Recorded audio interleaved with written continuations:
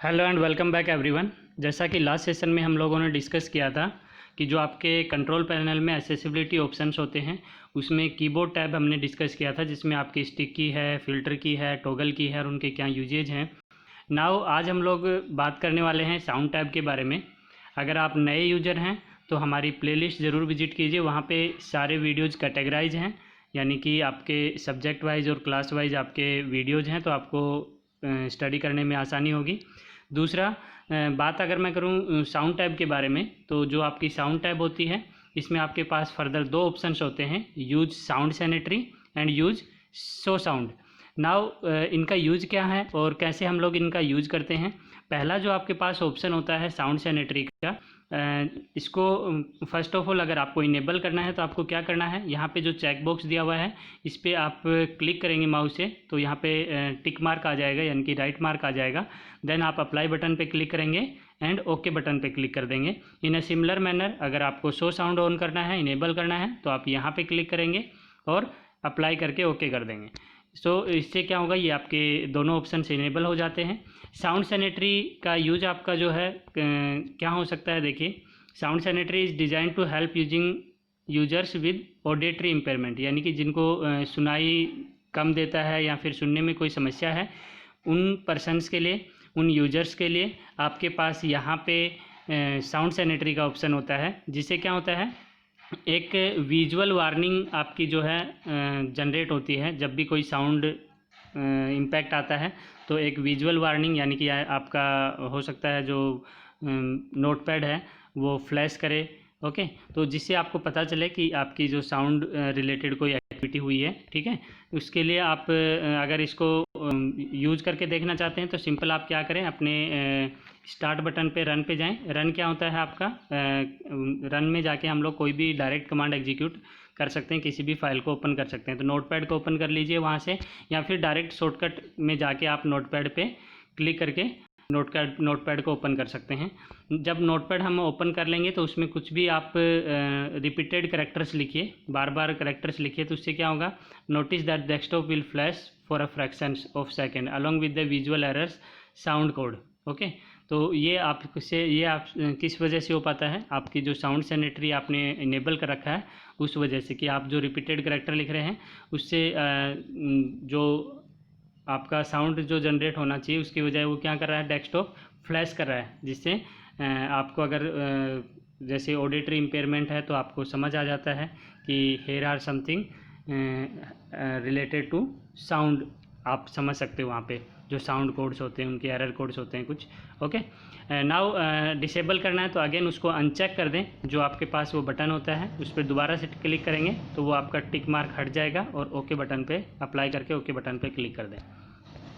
In a similar manner अगर आप show sound को ऑन करते हैं, इनेबल करते हैं, यानी शो साउंड के चेक कर लेते हैं और अप्लाई करके ओके करते हैं, तो उससे क्या होगा, आप जो भी नरेट करने वाला है या फिर आप माइक्रोसॉफ्ट का नरेटर यूज़ करते हैं, यानी कि जो टेक्स्ट लिखा हुआ उसको स्पीच में कन्वर्ट करते हैं, तो साथ में जो साउंड प्रोड्यूस होती है उसके साथ उसके कैप्शंस आते हैं, यानी कि जैसे आप मूवीज़ देखते हो और नीचे लिखा हुआ भी आता है टेक्स्ट बेस में, इस तरीके से आपके पास कैप्शंस होते हैं, टेक्स्ट कैप्शंस, और इन्फॉर्मेटिव आइकन्स बन जाते हैं, जिससे आपको वो समझ आ जाता है, ओके। साउंड अगर आप नहीं सुन पा रहे हैं तो आप वहाँ से समझ सकते हैं उसको देख के, ओके। तो ये आपके जनरली जो साउंड टैब होता है वो आपका ऑडिटरी इम्पेयरमेंट पर्सनस के लिए, यूजर्स के लिए होता है।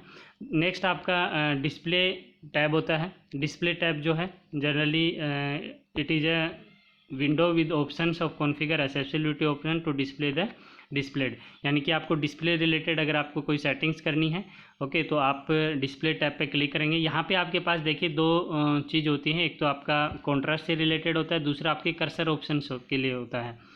जो आपका हाई कॉन्ट्रास्ट होता है उसमें आपके पास अगर आप इसको इनेबल कर देते हैं, इसको चेक करके, ओके, देन आप अपने कॉन्ट्रास्ट को, विजन इम्पेयरमेंट अगर आपको जैसे लो आपके लाइट में आपको शो नहीं हो रहा है, ब्राइटनेस आपको बढ़ानी है, ओके, तो आप यहाँ से कर सकते हो, आपको शो नहीं हो रहा है, तो जनरली ये ऑप्शन आपका विजन इम्पेयरमेंट यूजर्स के लिए होता है। और यहाँ से आप अपने स्क्रीन का जो है कलर और फ़ॉन्ट का साइज़ जो है बैकग्राउंड वो कम या ज़्यादा कर सकते हैं। दूसरा आपके पास जो ऑप्शन होता है कर्सर ऑप्शन, उसमें आपके पास दो चीज़ होती है, आप कर्सर की ब्लिंक रेट को कम या ज़्यादा कर सकते हैं। जब आप किसी भी फाइल में काम कर रहे हैं तो आपका कर्सर कुछ इस तरीके से आपको नज़र आता है और वो ब्लिंक करता रहता है। आप उसकी ब्लिंक रेट को कम या ज़्यादा यहाँ से कर सकते हैं। दूसरा, आप चाहते हैं इस कर्सर की साइज़ कम या ज़्यादा हो तो वो भी यहाँ से आप चेंज कर सकते हैं। यहाँ पे नैरो हो रखा है, आप इसको माउस से ड्रैग करके आगे लेके जाएंगे तो उसकी साइज़ जो है वो इंक्रीज़ हो जाएगी, विड्थ जो है वो उसकी इंक्रीज़ हो जाएगी। तो इस तरीके से हम लोग कॉन्ट्रास्ट रिलेटेड सेटिंग्स भी कर सकते हैं और कर्सर ऑप्शन जो आपके पास है उसमें हम लोग उसका ब्लिंक रेट और विड्थ भी चेंज कर सकते हैं। नेक्स्ट आपका माउस टैब होता है, जो नेक्स्ट टैब होता है डिस्प्ले के बाद में, ये माउस टैब है। और माउस टैब से हम लोग माउस रिलेटेड सेटिंग्स कर सकते हैं, यानी कि माउस का जो कर्सर होता है जनरली आपका एरो मार्क होता है और जब हम किसी फाइल में होते हैं तो वो इस तरीके से आपको शो होता है। तो आप इसकी हाइट, जो इसका कलर है वो भी चेंज कर सकते हैं अपने रेस्पेक्ट में, इसका साइज़ चेंज कर सकते हैं, ये आपके पास ऑप्शंस होते हैं। जब आप इसको इनेबल कर देते हैं तो आपके पास ऑप्शन जो आते हैं उससे हम लोग इसका लुक एंड फील जो है वो चेंज कर देते हैं और इस तरीके से माउस आइकन भी बन के आ जाता है आपके पास आपकी सिस्टम ट्रे पे। ओके, तो माउस रिलेटेड अगर आपके यहाँ, जैसे बहुत बार ऐसा होता है कि आप यूजर्स जो हैं वो माउस और कीबोर्ड का माउस का यूज़ नहीं कर पाते हैं, डिफ़िकल्टी होती है माउस का यूज़ करने में, तो आप माउस को कीबोर्ड से भी हैंडल कर सकते हैं न्यूमेरिक। जैसे आप गेम खेलते हैं तो गेम में 4 कीज़ का यूज़ करते हैं, एरो कीज़ का। इन अ सिमिलर मैनर आपके पास नम पैड जो होता है जिसमें नंबर्स लिखे होते हैं 1 2 3 4 5 6 7 8 9।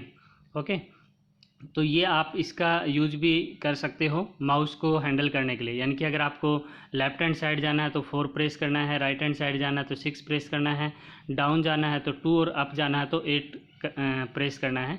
तो इस तरीके से आप इनका यूज कर सकते हो माउस की सेटिंग्स। अगर माउस आपसे अच्छे से डील नहीं होता है तो आप कीबोर्ड से इसको यूज़ कर सकते हो। और जो मैं अभी आपको समझा रहा था वो देखिए यहाँ पे मेंशन भी है कि आप जो सेटिंग्स होती हैं वो माउस से किस तरीके से चेंज हो जाती है कीबोर्ड पे आपको कीबोर्ड से अगर आप स्क्रीन पे अपने कर्सर को मूव करवाना चाहते हैं तो 4 से आप लेफ़्ट जाएंगे, 6 से आप राइट जाएंगे, 2 से डाउन एंड 8 से अप। ओके, तो इस तरीके से आप माउस की सेटिंग कर सकते हैं। दूसरा आपका लास्ट आपका ऑप्शन होता है जनरल टैब का। तो जनरल टैब में हमारे पास ये जो आपका ऑप्शन होता है ये कॉमन होता है सभी के लिए। ओके, नाउ अगर आप इसको ऑन करते हैं, turn off accessibility features idle for, यानी कि पीसी अगर आपका 5 मिनट के बाद आइडल हो जाता है, यानी कि उसको यूज़ नहीं करें तो ऑटोमेटिकली ये जो सेटिंग्स हैं वो टर्न ऑफ हो जाएं। यहाँ आपके पास ऑप्शन होता है उसका आप यूज़ कर सकते हो। ये जो फर्स्ट ऑप्शन होता है ऑटोमेटिक रीसेट का, राइट।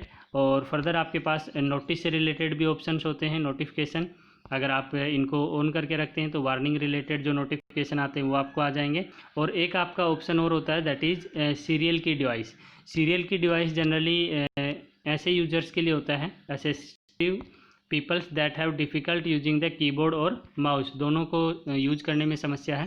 तो जनरली वो क्या करते हैं, इंस्ट्रक्शन जो सिस्टम को देते हैं वो अपने वॉइस से देते हैं और उसके लिए आपको जो परचेज करना पड़ता है, इस तरीके का डिवाइस आता है आपके पास, सिप एंड पफ। और यहाँ से आप ये सीरियल पोर्ट में आपका लगता है और यहाँ से आप अगर बोल के भी यूज कर सकते हो, इस डिवाइस की हेल्प से आप कंप्यूटर को एक्टिवेट कर सकते हो, उसमें काम कर सकते हैं। तो सीरियल की का भी अच्छा यूज है यहाँ पे। और इसकी भी सेटिंग्स जो हैं, जैसे अप्लाई ऑल सेटिंग्स टू लोगन desktop, okay, and default for new users. तो आप इनको असेस जो चेंजेज है इसको रेस्पेक्ट में आप कर सकते हो, जैसे एज ए एडमिनिस्ट्रेटर आप इनकी चेंजेज आप अपने रेस्पेक्ट में कन्वर्ट कर सकते हो। और हर बार जब भी आप इसको जो सेटिंग्स ऑन करते हो तो आपको अप्लाई बटन पे क्लिक करना होगा, देन आपको ओके करना होगा। तो इस तरीके से हम लोग जो एक्सेसिबिलिटी ऑप्शंस हैं उनका यूज कर सकते हैं हमारे पर्सनल यूज के लिए। और अगर क्वेश्चन जो है एग्ज़ाम में वो किस तरीके से पूछे जाते हैं कि कौन सा पर्टिकुलर ऑप्शन है वो किस काइंड ऑफ इम्पेयरमेंट्स के लिए यूज होता है, तो ये आपको ध्यान रखना है। क्वेश्चन डायरेक्ट भी आता है एक्सेसिबिलिटी ऑप्शन से कि आपको जनरली जैसे कीबोर्ड से रिलेटेड सेटिंग्स पूछ लेता है, टॉगल की क्या होता है, सीरियल की क्या होता है, एंड किस पर्पज़ से हम लोग उसका यूज़ करते हैं। तो आपको ये ज़रूर याद रखना है कौन सा ऑप्शन किस पर्टिकुलर डिसऑर्डर के लिए होता है। ओके, एंड यहाँ पे आपका जो फर्स्ट सेशन है वो फिनिश हो जाता है। नेक्स्ट सेशन में हम लोग नया सेशन स्टार्ट करेंगे। So keep watching, keep learning, thank you.